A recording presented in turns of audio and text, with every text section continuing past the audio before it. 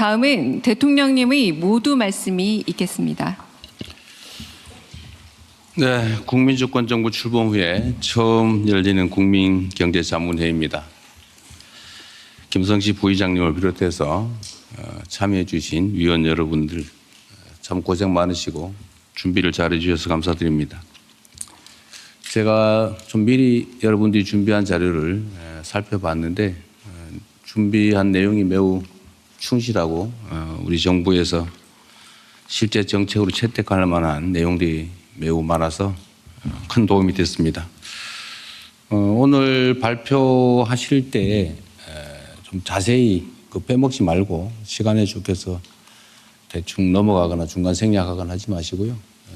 준비한 내용 충실하게 다 발표해 주시면 좋을 것 같습니다. 그리고 지금 정부의 우리 강요 여러분들도 가급적이면 많이 참석하시라고 했는데 오늘 발표할 내용이 실제 정책 집행에 도움될 부분이 상당히 많아 보여서 그렇게 했습니다. 단기적으로 보면 중동 전쟁이 우리 경제에 상당히 큰 위협을 가하고 있고 또 장기적으로 보면 대한민국 경제 체제가 근본적으로 변화를 해야 될 시점이 된 것 같습니다. 한편으로 보면 위기지만 또 한편으로 보면 기회이기도 하죠. 우리 국민들께서 언제나 위기 국민이 되면 과거의 금모기처럼 국가 전체, 공동체 전체를 위해서 또 함께 하려고 노력하는 정말 위대한 국민들이십니다. 이번 이 위기 국면도 모두가 변화를 받아들일 마음의 자세를 갖게 되기 때문에 실제 국정을 담당하는 우리가 잘 준비하면 또다시 이 국면을 기회로 만들어서 새롭게 도약하는 새로운 시스템을 구축하는 정말 좋은 계기가 될 수 있을 것 같습니다. 다만 집행을 담당하는 우리가 어떤 마음의 자세로 어떻게 노력하느냐에 따라서 결과가 달라질 것이라고 생각합니다. 세상을 살다 보면 위기란 언제나 닥치는 거죠. 위기 없는 인생도 없고 위기 없는 사회도 있을 수가 있겠습니까? 다만 이 과정에서 너무 많은 사람들이 고통을 겪습니다. 예를 들면 지금 청년들 문제가 그렇죠. 열심히 일하고 싶지만 기회도 없고 이 보고자료에도 그런 표현이 있던데 기업은 경력 있는 청년들을 요구하고 청년들은 경력을 쌓을 기회가 없다. 사실 경력을 쌓을 기회가 부족하면 그 부분은 국가 공동체가 사실 기회를 만들어줘야 되는 게 맞는 거죠.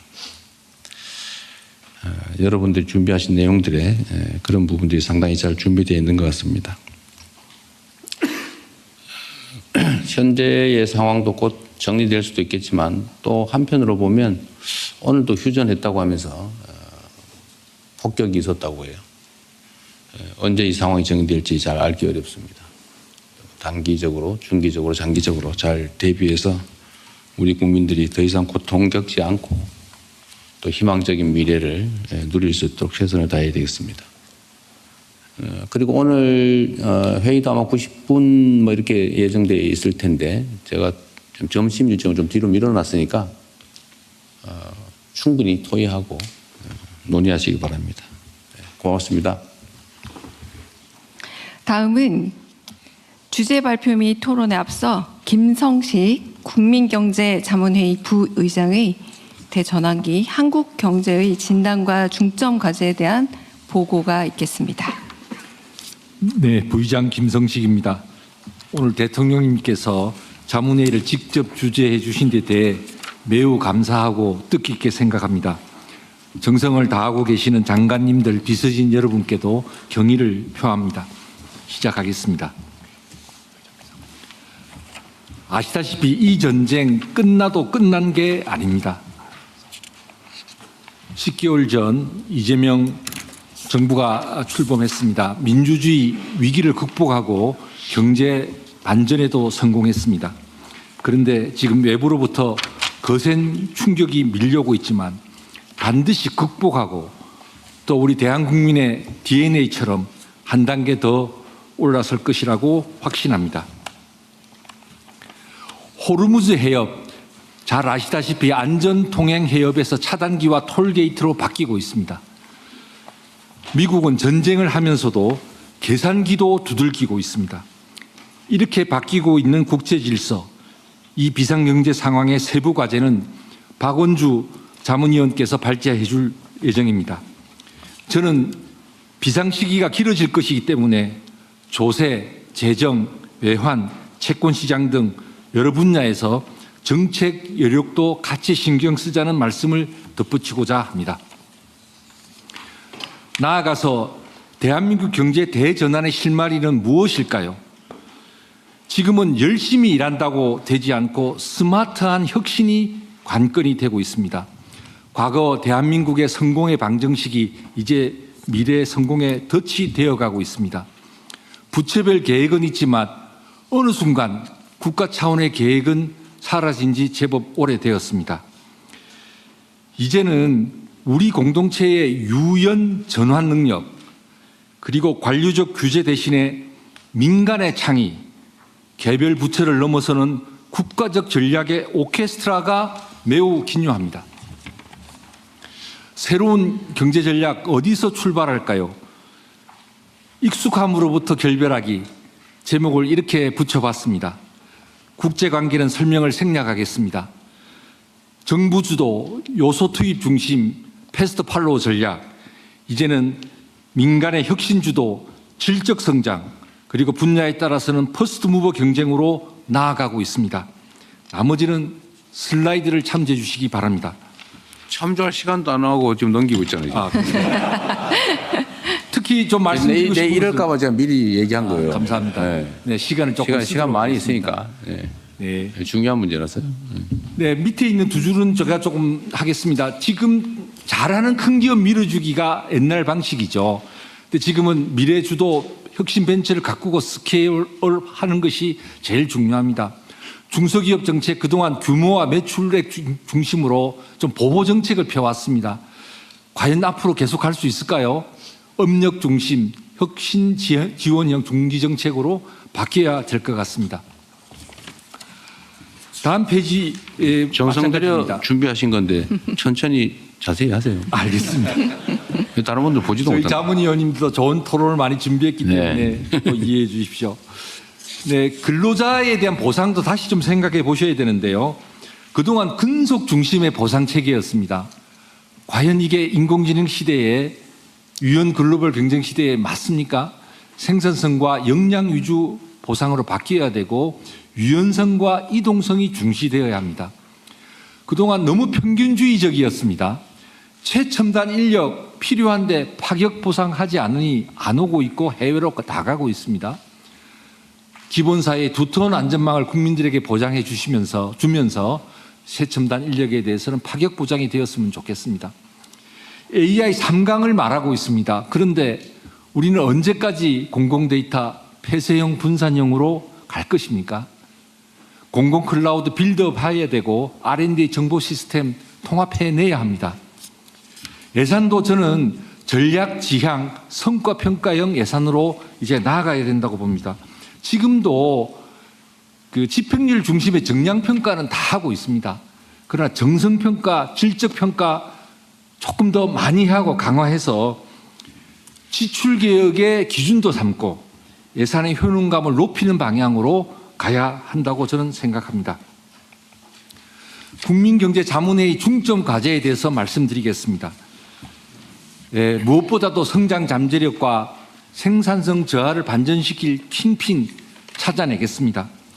국민성장펀드 150조, 그중에 50조를 혁신 벤처 스케일업 투자로 돌리자는 저희 자문 의견을 정부가 수용해 주어서 대단히 의미 있게 생각합니다. 인공지능에 대해서는 저희 국민경제자문회의는 경제 사회 정책에 미치는 영향을 중심으로 특히 AI 에이전트 시대가 가져오는 변화에 주목하여 정책 가제화하겠습니다. 청년 이슈, 지금 저희는 미래세대 정책자문단을 거의 이제 구성을 완료하는 단계입니다. 현장의 목소리로 정책화하겠습니다. 지역 이슈, 그동안은 공공기관 이전 중심이었는데요. 이제는 이번에 새만금 사례에도 잘 드러났듯이 앵커 기업, 문화 인프라, 기업 혁신 생태계 중심으로 지역 성장 전략이 마련되도록 준비하겠습니다. K자 성장 그늘지대와 민생 접점에 대해서도 기존 안전망 유지의 접근을 넘어서 평생교육과 직업훈련 체계를 대혁신함으로써 트램플린도 강화될 수 있도록 저희가 정책을 만들 수 있도록 노력해 보겠습니다. 경제안보 관련해서는 다음 장표를 중심으로 말씀드리겠습니다. 전략국가 코리아의 비전과 대체 불가성에 대해서 한번 생각해 보면 좋겠습니다. 3월 25일 날 저희 국민경제자문회의가 공개 포럼을 주최했는데요. 거기서 나온 논의들입니다. 전략국가 코리아, 다른 것이 아니라 규칙이 무너지는 분절적 국제 질서 속에서 국가 차원의 대체 불가성을 확보해서 상대가 쉽게 배제하거나 압박하기 어려운 전략적 위치에 서자는 것입니다. 기존의 중견국론, 선진국론과는 접근이 다릅니다. 경제안보, 이제 경제적 효율성과 수익성뿐만 아니라 공급망과 안보를 함께 고려해야 합니다. 산업정책, 경쟁 우위에서 한 걸음 더 나아가 이제 대체 불가성 한번 고민해 봐야 하지 않겠습니까? 참고표를 보시면 제가 각 부처가 올 업무 계획에서 제시한 여러 전략 분야를 그대로 옮겨왔습니다. 경쟁력과 관련해서는 하나하나 다 의미가 있습니다. 그러나 대체 불가성을 생각한다면 보다 집중성이 필요하지 않겠습니까? 모든 것이 전략적이면 어느 것도 전략적일 수 없습니다. 정리하자면 단기 부양책을 넘어서 생산성 향상, 인적 자원 투자, 낡은 제도의 과감한 혁신을 통해 성장다운 성장 해내야 합니다. 포용 또한 그간 목소리 크고 조직이 강한 집단 위주가 아니라 목소리가 작거나 아예 목소리조차 내지 못하는 약자들, 그리고 지금 일자리 절벽 앞에 서 있는 미래 세대에게 역량을 집중해서 진정한 사회적 연대를 실현하면 좋겠습니다. 97년 외환위기가 급성질환이었다면 지금은 만성질환입니다. 그래서 위험을 회피하려 하고 실행이 쉽지가 않습니다. 저는 이 비상경제 상황에서 응급 대응뿐만 아니라 미래로 가는 국민적 의지 결집이 필요한 이유라고 생각합니다. 국민경제자문회의도 최선을 다하겠습니다. 앞으로 대통령께서도 직접 과제도 내어주시고 피드백도 해주신다면 저희가 더욱더 정성껏 일할 수 있을 것이라고 생각합니다. 감사합니다. 이후 내용은 시간 관계상 자료로 발언하겠습니다. 고맙습니다. 네. 충분한 말씀